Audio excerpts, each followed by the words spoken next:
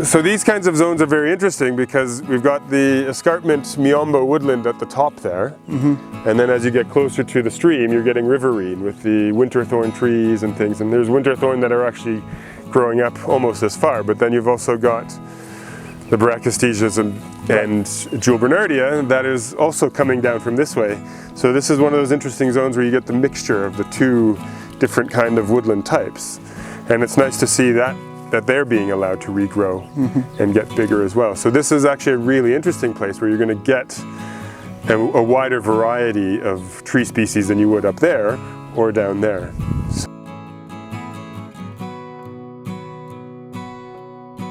So we acquired this piece of land about 5 years ago, and part of it had already been de-treed for farming, but there was still a fairly large part of the land that was, you know, had some trees left and what have you, and we were like, okay, let's go and plant trees. And then we started thinking and talking, and we started to cut back some of the higher grass and what have you, and we could actually see that there was a lot of tree growth already. So it was like, why spend money on bringing new trees in before we give the existing ones a chance? So what we've done is over the last few years is really tried to sort of manage the land to get the trees, the existing trees, whether they're smaller trees or whether they're stumps that are being cut, allowing them to come back. Regenerate. Each season, each year that we've been here, you know, you see things do gradually develop and change, and it's a total pleasure just walking around. You know, come out for a morning walk, bring your cup of coffee, come and sit under a tree, sit on a stone, whatever it might be. Listen to the birds. Exactly. It's just wonderful. So here we obviously have some of these areas that you've been kind of protecting, isn't it? Exactly, and what we've done is, when we first came here, this would be grass this high now, right? So we've deliberately kind of kept the grass cut back just for a year or two to see where the strongest trees are, give them a chance to grow up. We've consciously gone round and removed all these like viney creeper things that were strangling some of the trees, and we're just trying to manage it in a way that lets the stronger ones come through, and then obviously keeping fire out as well. Exactly. And you know, because I mean, we'll talk about it later, but because we have a hospitality business here, when people come and see this, one of the things they're concerned about is snakes and what have you, so seeing the shorter grass, I think, reassures people. Now, you've actually got quite a decent little bit of diversity in here. You know, you've got the Markhamia here, in the same family as sausage tree, and it's actually quite widespread. I see the wild pear, combretums, so these are ones that would be naturally existing on this kind of area as we get closer to the waterfront effectively. What is the kind of plan long term with this? Because at this stage, they're good, but as they get bigger, we're probably going to see more competition between them as they're then competing for moisture and light. Are you going to open it up a little bit, or? So, I mean, listen, we are not experts in this area, which is kind of why it's so good having you here, right? But essentially what we want to do is to create, let's say, a sort of parkland feel. So, you know, we've got trees, we've got cover, you've got shade, but at the same time you've got room to move around and walk and enjoy. Enjoy where grass can still then grow underneath it effectively. And you'll see, you know, I mean, there's all sorts of things coming through, like these flowers here, and little dayflower there. You know, so many things. Exactly. They're dotted around all over the place, and lots of other things are coming and going all the time. So, and we're it's amazing when you stop slashing everything back, what will appear, because all of a sudden birds re-enter the area, or they'll use it differently than they did before. Things that might have been in the soil for a long time now have the ability to get up and growing again and stuff like that. So, have you noticed a change in bird activity or anything like that since you've allowed the trees to recover? I mean, I would say that allowing the trees to recover, once we had finished the building work and what have you, we've seen a lot more birds, and we've got we've even got eagles flying around, we get owls at night time, we've had like small sort of kestrel birds, and then we've got all the, what are they called, wax bill? The different wax bills and these kind of things. So a lot of things going on, right? I mean, they shoot across the ground and pinch. Well, now, they'll be on the ground picking up seeds that they probably wouldn't have been able to before under the taller grasses and stuff like that. No, it is a nice space. Yeah, and this time of year, right? It is absolutely butterfly and moth season. Yeah. Right. So I mean, just a casual look around, you'll see, you know, occasional just clouds of butterflies almost coming through. Yeah. Well, and just allowing the trees to regrow and flower will bring in bees, will bring in all sorts of insect activity as well, effectively. No, that's one of the things that we're looking at is putting some hives up and trying to get some honey growth going. Well, you'll definitely have the benefit then of the hills behind you, effectively. Not just what you're letting regrow here, but a lot of the other regrowth then as well. Yeah. No, I think it is a fantastic. There is going to be a time that you're going to have to kind of make decisions as to whether or not you keep something or remove it to allow something else to grow bigger. And that is, it's an aspect of woodland management or woodlot management that will increase the value of a certain tree, maybe at the expense of another, but you can't have both, in that sense. But at this stage, they're perfectly fine here, where they will grow maybe another 3 to 4 meters and be nice and tall. Right. And then as you take things out, you'll get that parkland feel where you'll have areas of grass in between and areas that people could sit under and shade and enjoy and whatnot. But it's incredible how fast it has grown, right? I mean, 4 or 5 years ago when we were first coming here, this looked very different. Yeah. And just giving it those few years to get going again has made a huge difference. I mean, some of these trees are now, what would you say, three? Yeah, that's definitely 3 meters, 3+ meters. They're good. They're a good size, right? And they just they were more like this a few years ago. Well, the one thing about the Markhamia is that this can grow into a good-sized tree. Right. But when they start to flower at this stage, you're most likely just going to have them stay on the smaller side. Okay. It won't really grow to something that's going to be, 8-10 meters tall, effectively. They'll stay small, saying, why do I need to put the energy into growing bigger if I'm already producing seed? Yeah. The combretums and some of the other, like your wild pear over here. Is this wild pear or... No, I'm wrong, sorry. This is azanza. For lack of a better name, they sometimes call it the snot apple or the African bubblegum. Yep. And you've actually got flowers also coming on this, effectively. I think the interesting thing about this is that these are all flowering really early, but probably because the rootstocks are actually quite mature. So you're getting them already being mature, even though they're just reshooting in the end. But then this should, be able to grow larger and effectively provide that shade. You could probably get that a little faster if you came through and picked out the flowers beforehand, but then you're kind of losing, some of the beauty of it as well. And then the Bauhinia behind here. No, again, this is a Piliostigma. Actually, it's very interesting. All of your trees seem to be flowering at this stage already. This they call the monkey bread. It produces those pods that you can technically eat the inner mealy part of it. It's not eaten as much anymore, but it is a fantastic shade tree as it gets bigger and then creates a bit of an umbrella type shape to it, effectively. Here we have, this is Combretum colubrinum. You can see, as you were saying, about the fruits here. Combretums are generally a more difficult group to be able to tell apart. And when I'm doing a lot of my work, I'm happy just to call it a combretum and leave it at that, but sometimes one has to go deeper.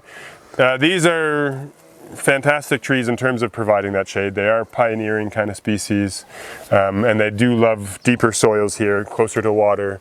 They're quite happy with that. And when you've got a tree like this, right, which has got what? Multiple it's an old shoots. Stump, right, with multiple shoots coming out of it.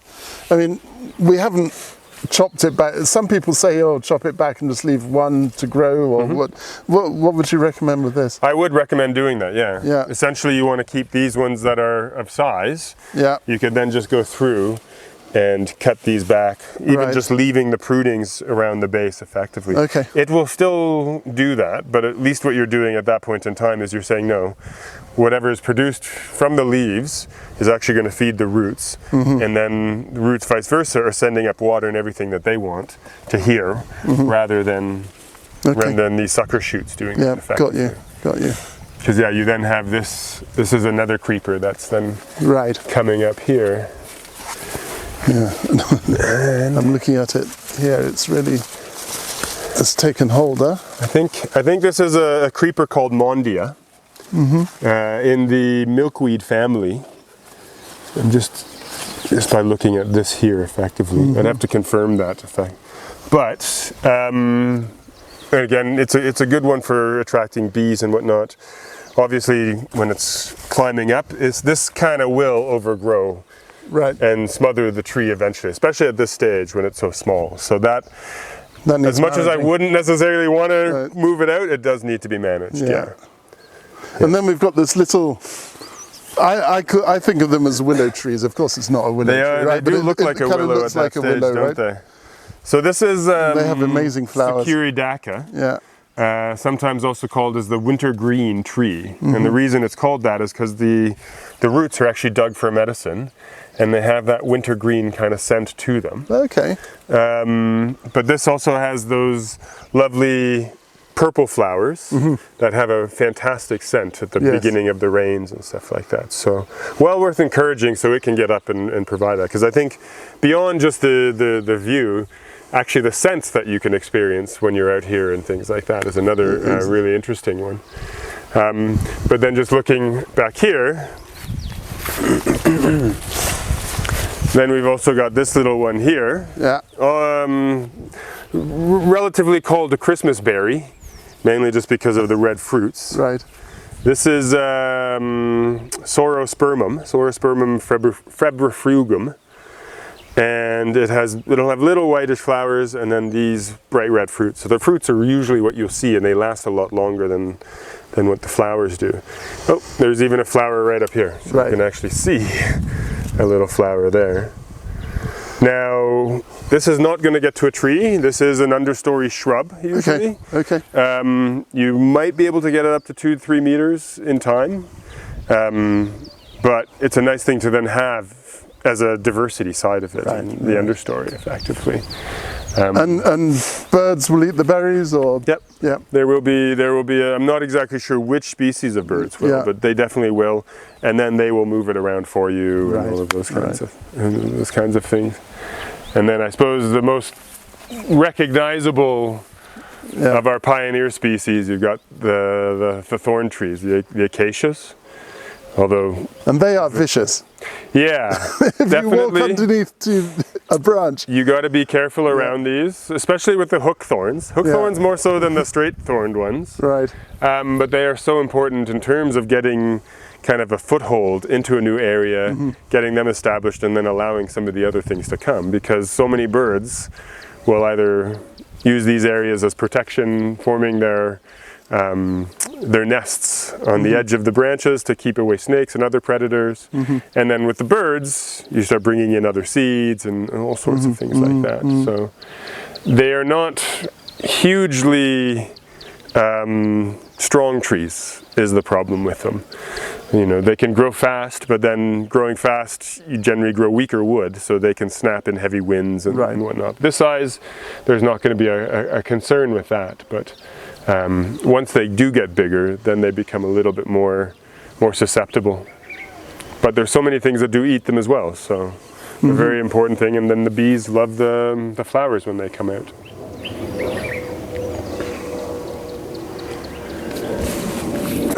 Sorry, before we move further down the slope, because then you've got fruit trees as well. This is the mpundu, or the mbola plum. Now this will take quite a number of years, I'm sure, before it's actually going to flower and give you any fruit. But just in having it here is a nice kind of sign that there's actually quite a lot of diversity that you had in the area for it to grow back. And you see again, this has been a stump that's been... Awesome. And again, it's that same kind of scenario where you can just go through if you want, and remove out these little sucker shoots on the side, so that what the roots have, they're putting it into the main stem, so it can grow bigger and grow larger, rather than feeding all these other little ones effectively. Because then we've also got a little tiny caterpillar here. I have no idea what he will turn into, but you know, that biodiversity will return, provided you give it the conditions to do that.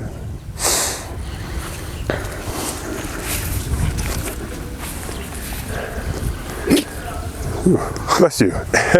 So this is an example of one of the trees that we did plant. I think this is actually a present from somebody. So we got some of these indigenous trees. This is a Syzygium gerardii. Okay, one of the waterberries, effectively. So I have no idea if we planted it correctly or in the right place, or I don't know. But it seems to have taken well enough. Yeah, no, it's doing quite well. They are usually quite happy to get as much water as they can, effectively. Okay. So here, where you have that kind of drainage system, it will do really well. And I'm assuming here that your soils are actually quite deep, is it? Yes. Yeah. Yes. Yeah, as far down as we've ever dug is soil. Yeah, because this is almost like soil. Yeah, between the hill and the stream side, you kind of got that alluvial feel to this area where it's just been deposited over time, effectively. Yeah. Well, the one thing is you might have to eventually sacrifice, this one for this one, right? If you wanted to, but it's it's not the end of the world. Yeah. These are a senna species that you have here, and they'll have these lovely yellow flowers, and then they'll have pods, less than 30 centimeters. This is probably Singuaninia. No. Singuaniana, I think it is. There's a few different species that we have in Zambia, some with very telltale characteristics, but this one, it seems to be that. So no, it's you've got a fantastic mix, and I think one thing is to definitely continue to encourage. What you might want to do is when you have smaller ones like this at this stage, this is going to take quite a bit longer to get to some of these other sizes, so you could do an early thinning in taking out some of those that are really on the short side, effectively, and then giving a little bit more encouragement to the other ones to then have that space effectively to grow. And again, it's a competition for soil resources and water, more so than anything else when it comes to these trees.